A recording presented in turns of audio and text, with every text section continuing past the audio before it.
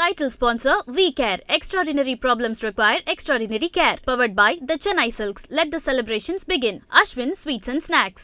திமுக versus டிவிகேன்னு சொன்னாரு. ஆனா இப்ப இருக்கக்கூடிய ட்ரெண்ட் பார்த்தா அது அதிமுக வெர்சஸ் டிவிகே அப்படிங்கிற மாதிரில இருக்கு. நம்ம ஆட்சி அமைக்க வேண்டும், தொங்கு சட்டமன்றம் வரும் என்ற அச்சத்திலே விஜய் கடைசி நேரத்தில் போட்டிருக்கலாம்.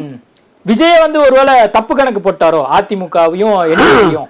தன்னை பற்றிய மதிப்பீடு குறைவாகத்தான் விஜய் நினைத்துக் கொண்டிருந்தார். அதனால்தான் அதிகமா தான் ஆட்சிக்கு வருவோம் என்று சொல்லவில்லை, திமுக ஒழிய வேண்டும் என்று தான் சொன்னார்.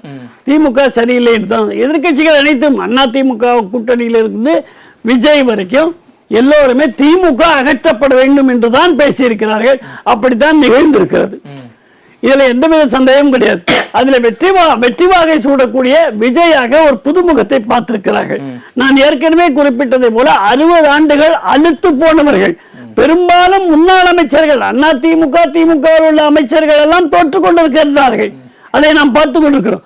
ஆக பவர்ஃபுல் பர்சனாலிட்டிஸ் மினிஸ்டர்ஸா இருந்தவங்க தோக்குறாங்க. அது அப்படியே அந்த அளவுக்கு தான் போகும். யாரென்று தெரியாமல் புதிதாக விஜய் கட்சியில இருந்தவர்கள் எல்லாம் வெற்றி வாகை சூடிக் கொண்டிருக்கிறார்கள். அப்ப மக்கள் ஒரு மிகப்பெரிய மாற்றத்தை வேண்டினார்கள். எம்ஜிஆர் அவர்கள் நிர்பந்தத்தினால் முதலமைச்சரானார். திமுகவிலிருந்து வெளியேற்றிய காரணத்தினாலே முதலமைச்சரானார். என்டிஆர் அவர்கள் தெருவிலே சென்று குளிப்பது உண்பது எல்லாமே நடைபாதைகளை செய்து 9 மாதங்கள் ஆந்திராவை சுற்றி வெற்றி பெற்றார் முதல் தேர்தலிலேயே. அந்த காலத்தில் இப்படிப்பட்ட ஒரு சமூக ஊடகங்கள் கிடையாது. எனவே அவர்கள் இறங்கி வேலை செய்தார்கள். விஜய் அவர்களுக்கு சமூக ஊடகங்கள் இருக்கிறது. எனவே ஒரு மிகப்பெரிய புரட்சி எப்படி எம்ஜிஆர் அவர்களும் என்டிஆர் அவர்களும் விஜய் அவர்களும் இப்பொழுது செய்ய இருக்கிறார்கள். அவர்களை போல விஜய் பின்தொடர்ந்து வருகிறார். புரட்சி என்பது வெறும் புரட்சி அல்ல, புரட்டி போடுகின்ற புரட்சிங்க. 3வது நிலைக்கு ஆளுங்கட்சியை தள்ளக்கூடிய ஒரு புரட்சி ஏற்பட்டிருக்கிறது என்று சொல்லும் போது விஜய்க்கு அந்த தாவேகாவுக்கு என்னுடைய வாழ்த்துக்களை தெரிவித்துக் கொள்ள வேண்டும். இதுதான் ஜனநாயகத்தினுடைய விளையாட்டு. மக்களுடைய சக்தி என்ன என்பதை ஆளுங்கட்சியாக இருந்தவர்கள் ஆழ்ந்து கொண்டிருந்தவர்கள் புரிந்து கொள்ள வேண்டும். ஜனநாயகம் எத்தகையது என்று புரிந்து கொள்ள வேண்டும் என்ற பாடத்தை மக்கள் அவர்களுக்கு ஏற்படுத்தி இருக்கிறார்கள். தற்போதைய ட்ரெண்டுக்கு ஏற்ற மாதிரி ஒரு முக்கியமான நபர் வந்திருக்காரு. தாவேகாவிலிருந்து பம்பல் கந்தசாமி சார், வணக்கம். வணக்கம். ட்ரெண்டுக்கு ஏற்ற மாதிரி கரெக்டாக ட்ரெண்டாக வந்திருக்கீங்களே, சொல்லுங்க. வாழ்த்துக்கள். எங்களுக்கு வாக்களித்த மக்கள் அனைவருக்குமே எங்களுடைய மிகப்பெரிய நன்றி. தளபதி அவர்கள் இந்த மாற்றத்தை தான் ஏற்படுத்தணும் அப்படின்னு நினைச்சாரு. அந்த மாற்றத்துக்கு மக்கள் ஏகோபித்து ஆதரவு கொடுத்துருக்காங்க. பல்வேறு அவதூறுகளை அள்ளி வீசினாலும் அதெல்லாம் தூக்கி ஓரமாக போட்டுட்டு நீங்கள்லாம் என்னடா சொல்கிறீங்க, நாங்கள் தளபதியை சிஎம் ஆக்குவோம் அப்படின்னு எங்களுடைய தளபதிக்கு ஏகோபித்து ஆதரவு கொடுத்த அனைவருக்குமே நன்றி. ஓகே, இப்போ 101 இடங்களை முன்னிலை வைக்கிறாங்க. இது அந்த மேஜிக் நம்பர் அப்படின்னு சொல்லுவாங்க. அந்த நம்பரை தொற்றுவோம் அப்படிங்கிற நம்பிக்கை இருக்கா? 100% நாங்க 140 சீட் எடுப்போம். ஏன் அப்படின்னு பாத்தீங்கன்னா, நீங்க இப்ப எங்களுடைய 101 சீட்ல மார்ஜின் பாத்தீங்கன்னா எல்லாமே 3000 4000 அந்த மாதிரி இருக்கு. பின்னடைவுல இருக்கிறது எல்லாமே 500ல இருந்து 1000 நிறைய சீட் இருக்கு. இன்னும் நிறைய எண்ணிக்கை ரவுண்ட்ஸ் எல்லாம் இருக்கு. கண்டிப்பா மெஜாரிட்டி ஃபார் ஷுர் 140 சீட்டுக்கு மேலதான் எங்களுக்கு வரும். விஜய் அவர்கள் சொன்னது என்னன்னா, திமுக வெர்சஸ் தாவேகா அப்படின்னு சொன்னாரு. ஆனா அதிமுக 2வது இடத்துல இருக்கு. அப்போ அவரு தப்பா கணக்கு போட்டாரோ? எடப்பாடிக்கு அவ்வளவு பவர்ஃபுல்லா வரவேற்பு இருக்கு. இன்னும் தளபதி சொன்னது 2 விஷயம் தான், திமுகவா தாவேகாவா, யாரு கடைசி போகணும் யாரு ஃபர்ஸ்ட் வரணும் அப்படிங்கிறது தான். அதை செஞ்சிட்டோம். கடைசி திமுக கோபாலபுரத்தில் போய் அடைய போகுது. இப்ப அடையிற இந்த திமுக இனி ஜென்மத்துக்கு எந்திக்கவும் விட மாட்டோம். முடிஞ்சது. எப்படி சொல்றீங்க? தளபதி பார்த்து கட்டமைப்பு இருக்கு சார். திமுக இருக்கக்கூடிய கட்டமைப்பு எவ்வளவு நாள் தான் பேசிக்கிட்டு இருப்பீங்க? நீங்க கட்டமைப்பை நம்பியா எலெக்ஷன்ல நின்னீங்க? ஓட்டுக்கு 5000 10,000 1 லட்சம் கொடுத்துதானே நீங்க எலெக்ஷன்ல நின்னீங்க. ஒரு சில இடத்துல கொடுக்கல, ஒரு இடத்துல கூட கொடுக்கல. காசு கொடுக்காம ஓட்டு போடுவாங்கிறத இந்த எலெக்ஷன்ல தளபதி நிரூபிச்சு காட்டியிருக்காரு. அடுத்தவங்கள்ட்ட காசு வாங்கி போட்டாங்க.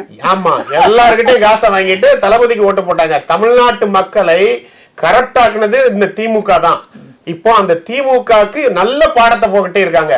கோபாலபுரத்துல போய் அடையிற இந்த திமுக இனி ஜென்மத்துக்கு எந்திக்காது. சரி, தளபதி அவர் கேட்டுக்கிட்டது ஒண்ணே ஒண்ணுதான், இளைஞர்களும் பெண்களும் எங்களுக்கு மிகப்பெரிய ஆதரவு கொடுக்குறாங்க. அதே மாதிரி இந்த பெண்கள் ஆதரவு, இளைஞர் ஆதரவு அப்படிலாம் சொல்லும்போது, கூட்டங்கள் கூடும்போது இவர்கள் ஒரு எக்கோ சிஸ்டம் ஒன்று கிரியேட் பண்ணாங்க. கரூர்ல ஆரம்பிச்ச அந்த எக்கோ சிஸ்டம் அவதூறு அவதூறு அவதூறு, எல்லா டயத்திலும் அவதூறு. கூட்டம்லாம் ஓட்டாகுமா, ஓட்டெல்லாம் சீட் ஆகுமா, அப்புறம் வந்து அவர் ஓடி போயிட்டாரு, இதே போன்ற விஷயத்த திருப்பி திருப்பி இந்த எக்கோ சிஸ்டம் பில்டு பண்ணிக்கிட்டே இருந்து அவர்கள் ஏமாத்திக்கிட்டாங்க. நாங்க ஆரம்பத்துல இருந்து ஒரே ஸ்டாண்ட்ல தான் இருக்கோம். தமிழ்நாடு தளபதி பக்கம் நிக்குது. தளபதி 30 வருஷமா உழைத்த உழைப்புல ஒவ்வொரு வீட்டுக்குள்ளேயும் போய் அண்ணனா தம்பியா பிள்ளையா இருந்துகிட்டு இருக்காரு. நீங்க வந்து அதை வந்து உங்க கட்டமைக்கப்பட்ட எக்கோ சிஸ்டத்தால மறுத்தாலும் மக்கள் அதை புரிஞ்சுக்கிட்டு இருக்காங்க. அந்த மக்கள் ஆதரவு கொடுத்திருக்காங்க. முக்கியமா ஸ்டாலின் அவர்கள் தோற்கிறாரு. 34 அமைச்சர்களும் இந்த தடவை தோக்க போறாங்க. எவ்வளவு லீடிங்ல இருந்தாலும் கொஞ்சம் கொஞ்சமா செந்தில் பாலாஜி இப்ப 700 ஓட்டு லீடிங்ல வந்துட்டாரு. 1 லட்சம் ரூபாய் கொடுத்தாராம் ஒரு குடும்பத்துக்கும். அவரே இப்ப வந்து கீழே இறங்கி வந்துகிட்டு இருக்காரு. மக்கள் சரியான படத்தை போட்டி இருக்காங்க. ஏன்னா இவங்க வந்து பணமும் பதவியும் இருந்தா என்ன வேணாலும் செய்யலாம். தமிழகத்தை நார அடிச்சிட்டாங்க இந்த 5 வருஷத்துல. தளபதி அவர்கள் இந்த எலெக்ஷன்ல நிக்கும் போதே சொல்லிட்டாரு, டிவிகேவா டிஎம்கேவா நாங்க வந்து கரெக்டா பிக்ஸ் பண்ணோம். இப்ப டிஎம்கே தூக்கி தேர்ட்ல போட்டாச்சு. இனிமே அது எந்திக்கவே முடியாது. இதுதான் வந்து நடக்க போகுதுன்னு நீங்க சொல்றீங்க. ஆமா, இதுதான் 8 மாசமா சொல்லிக்கிட்டு இருக்கோம். நாங்க கட்சி ஆரம்பிச்ச நாள்ல இருந்து எந்த ஸ்டாண்டையும் மாத்தலையா தளபதி. என்ன சொன்னாரோ அதுலயே தான் இருந்தோம். இவங்களா வந்து எங்களை கூட்டணிக்குள்ள சேர்த்தாங்க, கூட்டணி விட்டு அனுப்புனாங்க, கட்சியை கலைக்க போறேன்னாங்க, வீட்டுக்கு போயிடுவாருன்னாங்க, நடிக்க போறாருன்னாங்க, என்னெல்லாம் கதை விட்டாங்க. எல்லாத்தையும் அடிச்சு நொறுக்கிட்டோம்ல. அதனாலதான் உண்மைக்கு என்னைக்குமே வந்து ஒரு பவர் உண்டு. உண்மைதான் என்னைக்குமே ஜெயிக்கும். நீங்க எவ்வளோ போலி பிம்பங்கள் வச்சாலும், வாடகை வாய்களை வச்சிருந்தாலும், யூடியூபர்ஸை வாங்கி வச்சிருந்தாலும், புதுசா கிளம்பி, அதாவது பழைய அரித்மெட்டிக்கு பழைய பேட்டர்னையே நம்பிக்கிட்டு நாங்க சொன்னோம் திருப்பி அப்பா பரப்புரைனா ஒன்றும் இல்லை, எல்லா இடத்துக்கும் போகணும், எல்லாரையும் பார்க்கணும், கூடாதுன்னு சொல்லலை. ஆனா இன்னைக்குள்ள டெக்னாலஜின்னு ஒண்ணு இருக்கு. இந்த டெக்னாலஜி மூலமாவும் அதை செய்யலாம். மக்களுக்கு செய்தி போய் சேரணும். மக்கள் செய்தி சொன்னா தலைவர்கிட்ட வந்து சேரணும். அதுதான் பரப்புரையை தவிர வேற இவரு 10 தொகுதிக்கு தான் போனாரு, 10 மாவட்டத்துக்கு தான் போனாரு, எந்த இடத்துக்கும் போல. உழைப்பு இல்ல, கட்டமைப்பு இல்ல. எல்லா பத்திலையும் எப்படி ஆள் உட்கார்ந்தாங்க? கட்டமைப்பு இல்லைன்னு சொன்னீங்க. கூட்டம்லாம் ஓட்டாகாதுங்க, இப்படி ஓட்டாச்சு. ஓட்டெல்லாம் சீட் ஆகாதுன்னீங்க, இப்ப எப்படி சீட் ஆச்சு? அப்போ நீங்க வந்து கண்ணை மூடிக்கிட்டு உங்க பதவி பலத்திலையும் அந்த பண திமிரிலையும் ஆடுனீங்கன்னா மக்கள் தண்டனை கொடுத்துட்டாங்க.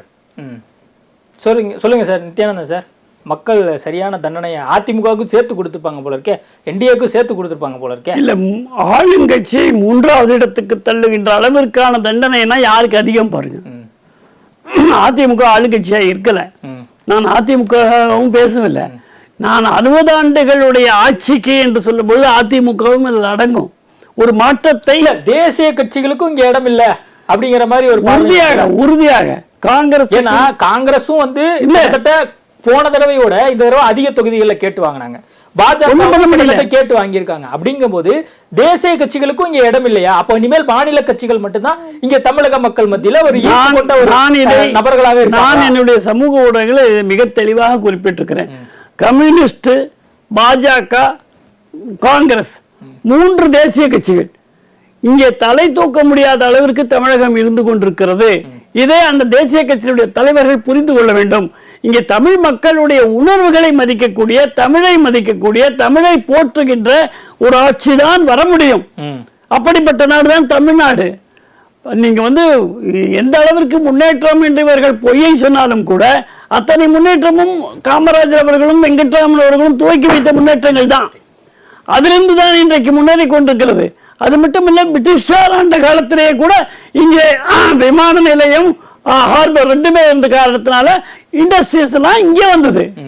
அதிலிருந்து சென்னை என்பது வளர்ச்சியிலே தான் இருந்து கொண்டிருக்கிறது. திராவிட முன்னேற்ற கழகம் வந்து ஒன்றும் இங்கே பெருசா ஒன்றும் வளரல, அது நீடித்தது, அவ்வளவுதான்.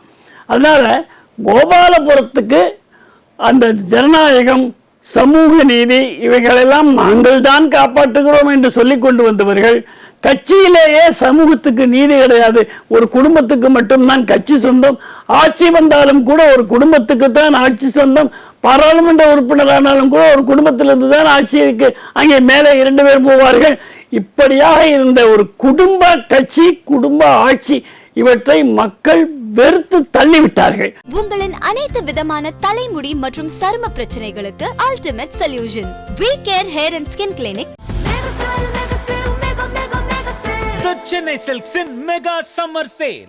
நம்ம அஸ்வின் ஸ்வீட்ஸ் அண்ட் ஸ்நாக்ஸை ஆஸ்திரேலியாவுக்கு எக்ஸ்போர்ட் பண்றதுக்கு கான்டாக்ட் பண்ணுங்க 7373755163.